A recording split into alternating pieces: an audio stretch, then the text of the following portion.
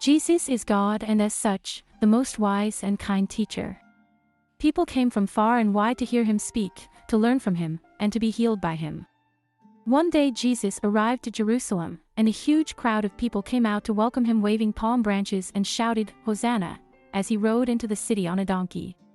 This is why we now celebrate Palm Sunday, to remember this joyful moment, and it marks the beginning of Holy Week.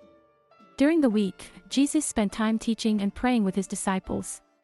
On Thursday, he shared a special meal with his 12 apostles, which we now call the Last Supper, and where he established the sacrament of the Holy Communion and reminded us to serve others.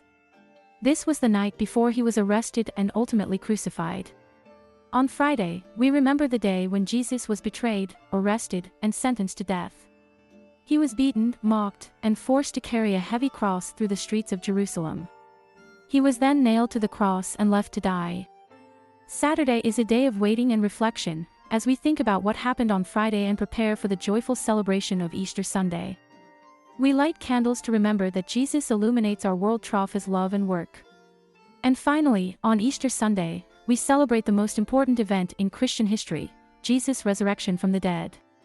He overcame death and showed us that there is always hope, even in the darkest of times. So, that's the story of Holy Week. It's a time for us to remember Jesus' life, death, and resurrection, and to think about what his teachings mean for us today. It's a time to celebrate the triumph of hope and love over despair and hate.